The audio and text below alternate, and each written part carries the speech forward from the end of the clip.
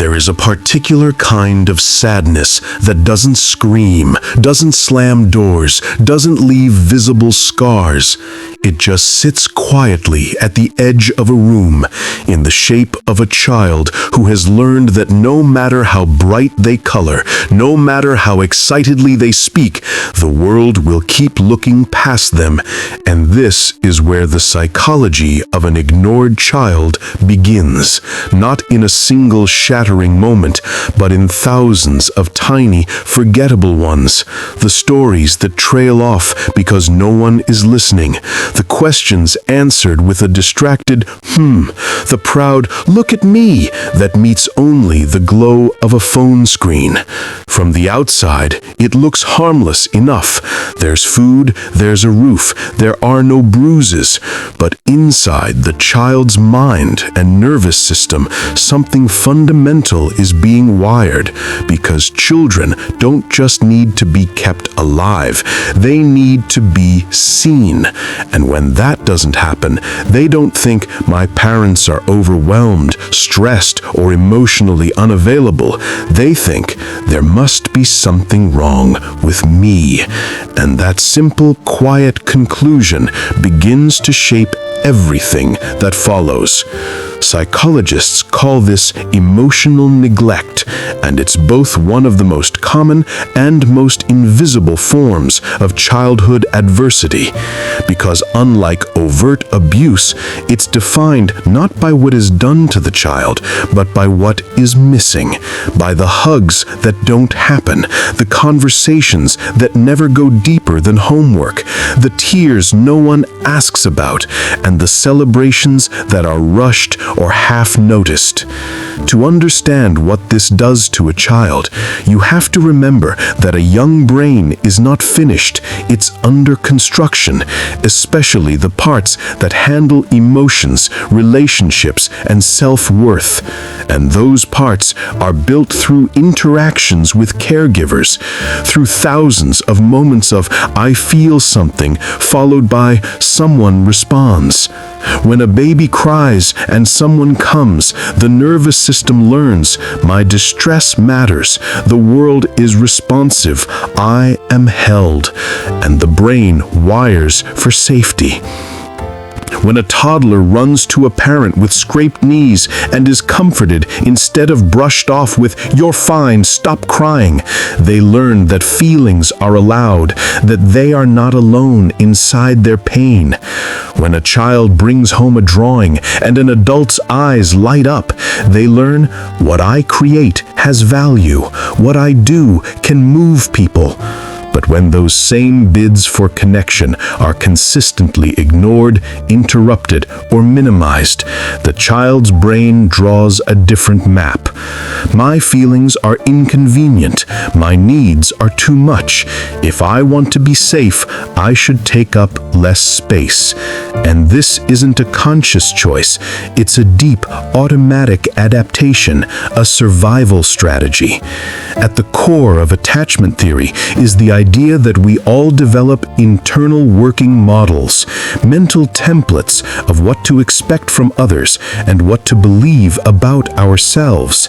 And an ignored child slowly constructs a model in which other people are distant, unreliable, or easily overwhelmed, and in which they themselves are either not enough to care about or too much to handle.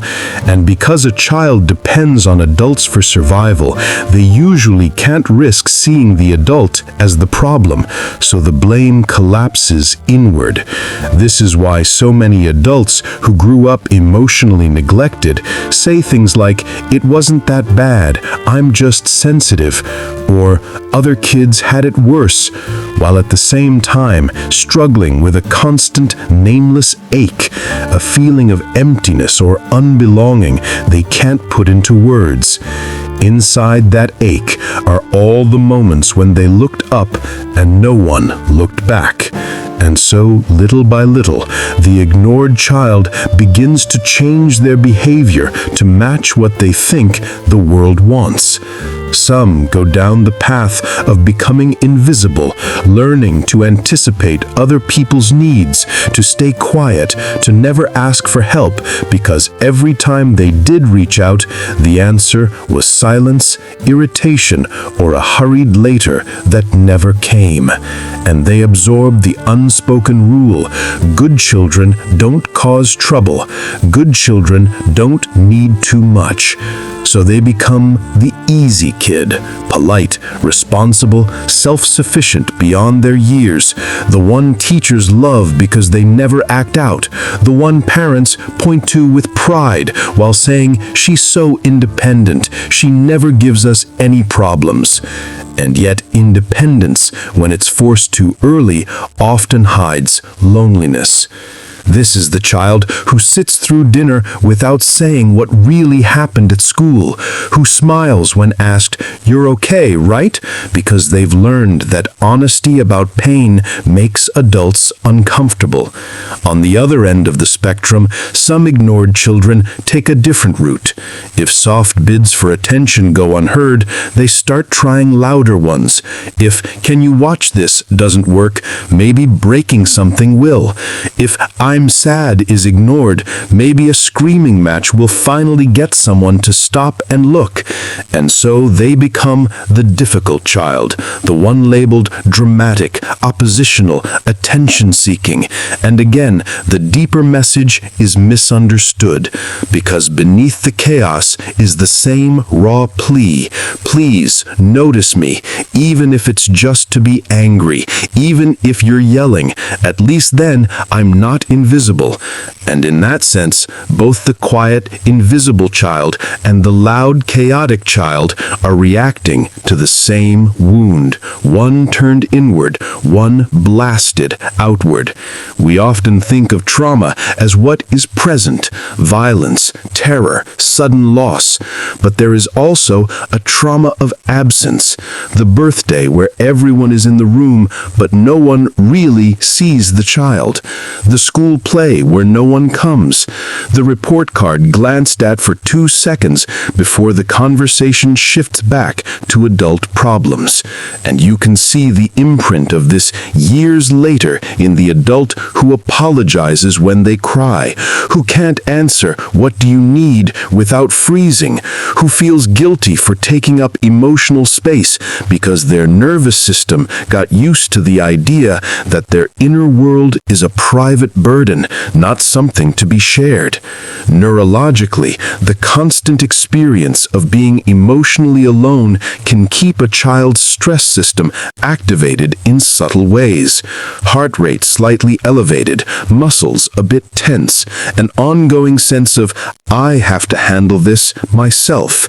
And over time, this can lead to anxiety, hypervigilance, or a kind of shutdown where they stop even registering their own feelings.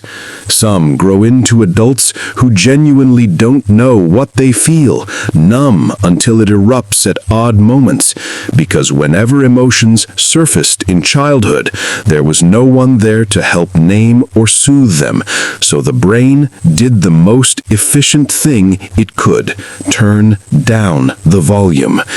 In relationships, the patterns learned in that early kitchen or bedroom often play out again and again. The ignored child, now grown, might become the perfect friend, always listening, always showing up. But notice how uncomfortable they get when the spotlight turns toward them, how quickly they say, "Enough about me, how are you?" or "It's not a big deal," even when it's clearly is. They might fall into romantic relationships where they accept crumbs of attention as if they were a feast, staying with partners who are emotionally distant, hot and cold, or self-absorbed, because on some level, that kind of love feels familiar, like home. Or they may find themselves swinging between desperate attachment and cold withdrawal, texting anxiously and then ghosting when someone gets too close because they're terrified of both being ignored and being truly seen. And this is where anxious and avoidant attachment styles often show up. The anxious one clings, chases, tries to earn love by being perfect, available, endlessly understanding, while inside, fearing, any moment now, they'll get tired of me and pull away. The avoidant one stays distant, self-reliant, avoids vulnerability, tells themselves they don't need anyone, but at night might feel an aching hollowness they can't explain. Both patterns can grow from a childhood where the child's emotional reality was not consistently acknowledged. Another common outcome is perfectionism and overachievement, because if a child can't get love and attention for who they are, they may try to earn it for what they do. Straight A's, trophies, achievements stacked like armor around a fragile core that whispers, if people really knew me without the achievements, they'd see there's nothing special here. And every success feels temporary, every